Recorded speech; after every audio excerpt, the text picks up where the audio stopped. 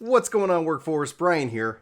Chris here. And we've got a spicy topic, one that has been weighing in on our Discord server, one that I think the internet generally is having. And so we we figured we'd wade in on the topic itself and stumble on our words right 5 seconds into the video. Chris, to catch you up to speed in case you aren't aware and to get everybody on the same page, PlayStation just rolled out 8.0 update. Terms of service has been updated. Essentially the concept of they're recording the calls, or at least it's going on in the background, and giving the users the power to report those calls to a moderation team. But let's also just jump out, because I'm sure we're going to have somebody trying to defend PlayStation thinking we're attacking them right away. Xbox has been recording those calls, and they can be subpoenaed.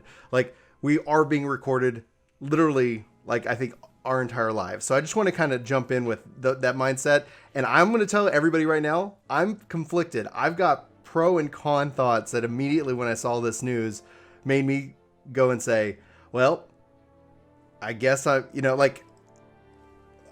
could see the plus of this, but I just think this is going to mentally push people out of using PlayStation chat. If the fear of getting reported, we've seen this happen within Final Fantasy XIV, the fear of being reported pushes people outside to where they're probably already being recorded anyway, but at least there is no current set of like Sony coming after our Discord conversation. Chris, what are your thoughts? I mean, it's been proven over and over that if people believe they're being watched, behavior changes. So when you talk about something like a recreational hobby, when you talk about the importance of entertainment in just the health of like a citizenship of a population of people, that ability to kind of relax and then also have a stable food supply being some of the core tenets of what makes a society not fall apart and devolve into chaos. To see that being threatened is always scary, and it makes Nintendo look like the brilliant ones in the room. They're like, ha ha, joke's on you guys, we don't even have working voice chat. So like it's something that everybody struggles with. It's the importance of things like end-to-end encryption that allow your text messages. If you want to send a joke that, when you run for Senate 40 years from now might be seen as distasteful between you and a friend, that's your thing, right? And that you can be yourself and you can continue to grow and evolve in that space. And, 5 years from now, you make that same joke and your friend goes, that's not really funny. And you can do that growth, and you don't have to be held accountable for every stupid thing you've ever said or done, or, hey, I'm having a weird thought. I don't think it's okay, but I just wanted to kind of like bounce it off you, Brian. Like, that shouldn't be something that can then be like brought up in, as evidence number, whatever, like 5 years from now. Well, we knew he was like, having a space that I feel safe to just let myself and just be relaxed is something that we all crave. And I think gaming is that thing. So for many of us. And so seeing that threatened is not great. I think this really speaks to a bigger trend of PlayStation just being behind the ball in general. Okay. It just feels like they're running a poor campaign for console 2020. Like, it just doesn't feel like they get it. They come out and they're like, no backward compatibility, you're welcome. And it's like that. Like, meanwhile, Xbox is like, no, play whatever game you want on whatever you have. Like, if you don't want to buy the current console, don't even worry about it. I could already hear people in the comments below typing, but the PlayStation said 99% compatibility with backwards games. We're both aware, but these are headlines that have been rolling out. They are headlines. Yeah. And So the idea that a PlayStation 5 title, the backward compatibility is not actually, can I take my thing off the shelf over there and play it? What I like about Xboxes is that it's also forward compatibility. I can buy a brand new title. I can buy Halo Infinite and play it on my non-Series X. Absolutely. PlayStation 5 titles are not going to offer that. Right. So you're speaking towards the narrative that is actually being shared. I've said this privately. I haven't decided. I didn't want to go post a video on Ginger Prime because I don't care for the drama views. Namely because it's that, like, is PlayStation dying? Is PlayStation? But it just feels like every concept, every kind of highlight, because a lot of people, let's face it, this is a problem in society, gets their news from headlines. If you don't drill into the content, you might just only hear the headline and say, whoa, did you hear they're listening to our conversations? And that is inherently scary.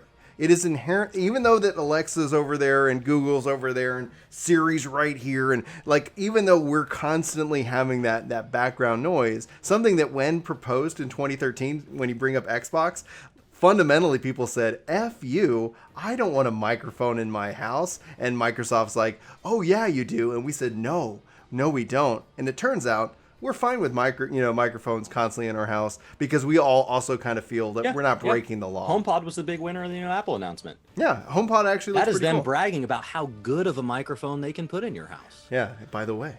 But it's, but then you're bringing up good points about end-to-end encryption and privacy. When I dove into this, because at first I saw this kind of trending or hitting, Twitter last night, and I go, I wonder really what this is about. And I drill into the fact that it is for that users can report. So if I'm sitting here playing and I call you just like, the worst thing, or I threaten your life, and I think one of the best tweets that I saw in reply to this is like, good Lord, I'm glad this wasn't here back in their heyday of Call of Duty, because it was Call of Duty lobbies. Like, you're going to do what to my mom? Record, report, that in and of itself is like a good thing. Like I would not mind to sit here and somebody threatening my life or my family, and I could sit here and record that. On the flip side, if you're constantly worried about being reported, why are you would you even is this just going to be the death of public voice chat? Like, who is out there going to be like, yeah, I'm out here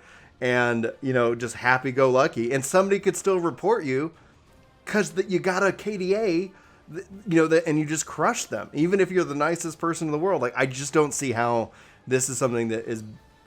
I go back and forth. Go ahead. To back up to your point, please. You said about it's a good thing.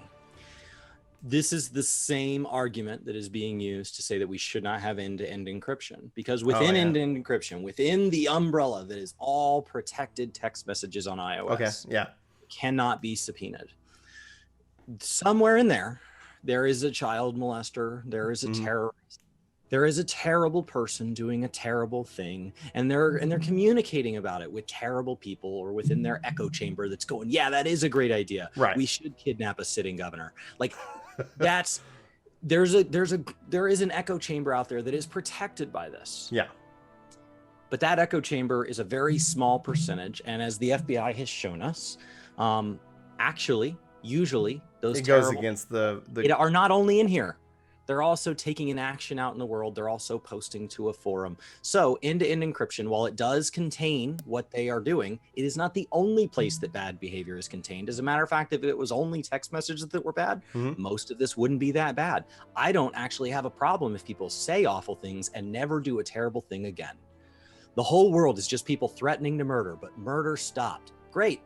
Text away. Like, if we could stop all murder by letting people text it out and vent out of their systems, go nuts. Like, if we really thought writing it on a piece of paper and burning it would stop murder, I would be happy to distribute paper and contribute to whatever that does to the environment today. But that's not the case. It's not the only place. But in trade for making it one more place we can catch them, we give up that security, everybody else's privacy. We give up the ability for you to feel safe texting your wife something affectionate, because it could come up later. We give up the ability for you to say some things about your boss when they fire you to your friend that you're just venting, and then your friend can calm you down, because it could come up later. We give up all of this privacy to just be ourselves in trade for the off chance that there is somebody out there who is so good at committing heinous crime that the only way to catch them is end-to-end encryption. It's the only place. There is no evidence. They don't have any guns that they shouldn't in their house. Right. They haven't done any weird purchases. There is no way to find them except for iMessages. I gotta follow up, because essentially let's compare how Xbox handles it versus PlayStation, because the concern here is that or at least people are like, oh, Xbox has been recording. It's like, yeah, like these are the information's on a server. Are they storing it? I don't know. I know that it's stored essentially can be subpoenaed, because there have been times I don't know. That's something that will be interesting to kind of compare, because if it's saying, hey, we're going to hold on to this, because there have been times where even in like World of Warcraft and online MMOs where terrorist cells try to basically like, hey, we're going to find a way to communicate and record, find ways that we can, do this across the globe, discreetly. But with PlayStation, the difference here is that like you actively have a human being that's non-government, non-subpoenaed, non-reviewed that is now going and listening to that conversation, and who knows what else is going on behind the scenes. That's why, like I say, I'm personally conflicted because should we allow harassment, on these platforms? Well, like I think there's definitely needs to be a method of that, but when it comes down to that voice, like that's concerning because I honestly, just from a human psychology perspective, literally think that all this isn't going to do is it isn't going to sit here and have all this mass reporting because people are going to be like, somebody is just going to like, what if I'm on that call? Like, what if I'm just on that? And yeah, some guy's being a jerk, but then someone's telling them my credit card information in the background. Like it takes that security away of that conversation and that ecosystem and says, I'm not going to engage with it. Like just the human, we've seen this, like I said, with 14, people say, hey, mods are going to go in and people are going to report you for just even suggesting an update. I'm not going to engage, just going to back out and I'm going to go find another way. And I'm like, how does this not make Discord the premier system? Even though Discord's privacy issues are some of the reasons why people don't jump into Discord, because of all the information that you're giving up and you're sharing, all the data that you're sharing henceforth and with, right? Like, and if it's not Discord, like another platform, how is it that we don't just say, screw it, guys, we're all just going to be on our encrypted cell phone? I don't actually. Do you play in voice with strangers? Not anymore. And that's the thing. It's like so there's the solution right there, right? Yeah. Make that an opt-in system, and if people don't want to opt in, that's fine. I don't opt in because I don't want somebody screaming at, like, there's always somebody with like a crappy speaker, like the world's worst speaker, playing music right there, and then they've got somebody yelling in the background, and then they're just talking shit, but they're not even talking shit to me. They're talking shit to a person. I can't hear the other half of a conversation. So I'm hearing random, like, it's not an enjoyable experience from the get-go. So I just don't do it. Right. And so, like, I don't want to give up them recording my party chat so that I can go be in public chat where everybody's going to conduct themselves a little more respectfully. Well, it goes beyond public though. Let's level this down. What are we gaining? Here's our game night group. We're all hanging out playing, and somebody's like, "Hey, can my friend come and play? They just got the game." Friend comes in. We're all just talking crap to each other like normal. Friend's like, "That's offensive," for whatever reason, and then all of a sudden, like it ends up creating, I think, interesting and more concerning where, like, there's a self-policing aspect, but there's also this sense that, like, I don't want to be reported. For me, it's just a question of what are we getting in trade for what we're giving up. It's very clear what we're giving up. My question is, what are we gaining? And the problem from a PlayStation standpoint and earlier, that we talked about earlier, like where I feel they're just behind the ball in general, is that you get an amount of slack in the rope that society gives you to be creative and to run your business the way you want. And the more you do right in the eyes of your customer, the way they feel, not objective facts, the bigger your rope gets. And so you have a company like Nintendo that can just do terrible implementations of hardware because we love their IP. And so you have an amount of rope that varies, and a brand new company doesn't get very much. And you get to use it on whatever you want. You get all this slack in the line to go, hey guys, just hang with us. We're trying this. And it's one of the things we've seen struggle with the relationship between fans and Blizzard over the years, is they keep using up all their rope and there's no slack left in the line. And so people feel that tension in that relationship. Well, PlayStation at the same time is trying to introduce another policy that is long overdue. Sometime in the mid-90s, games started being $60. My mother was appalled because my allowance at the time was like $5 every other week. So I was going to be able to buy like you get $10 one, and so like half a year worth a month. I was going to so every 6 months I was going to be able to buy one game. If I spent it on nothing else, and I had to use it if I wanted to go to the movie with my friends, or if we went to the store and I wanted a name brand t-shirt, my mom would go over to Kohl's or wherever, or Walmart, and say, this is what a t-shirt costs. This $6 or whatever. Your t-shirt costs $12. If you want that, you have to pay the other $6. And so there were all these other things that my money was supposed to teach me, and a game was going to just wipe me out. Yeah. And she was really frustrated. And the average income, I just looked it up in 1995 because I don't know the exact year that games went up. The average household income in 1995 was $34,000. Okay. Average household income. Average household income in 2020, the year of great employment, is $87,800. We are making over twice the money, and they are saying, guys, games might need to go up by like, I don't know, 7 to 16%. Is that fair? Is that okay with you guys? I'm making 2.5 times the money. No. They need to be $60 all the way into the future to when $60 is the new minimum wage. Like they need slack in the line to make a needed change. Yeah. One of the issues with microtransactions and all this stuff that we say we hate is that they're simply not making enough money. Devs' incomes have gone from 34,000 to 87,000. You know, the fidelity, the hardware in all of these games has gone way up. Voice acting, way up. Beta testing, way up. Number of games per year, way up. All these things, more server space, all of this. And they are charging the same $60. And so if we don't want microtransactions, we need to be happy with this. And to give PlayStation a chance to say, let us show you that it's worth paying more for our games. Let us show you there's going to be more service. They said, hey, we're going to use some slack in the line.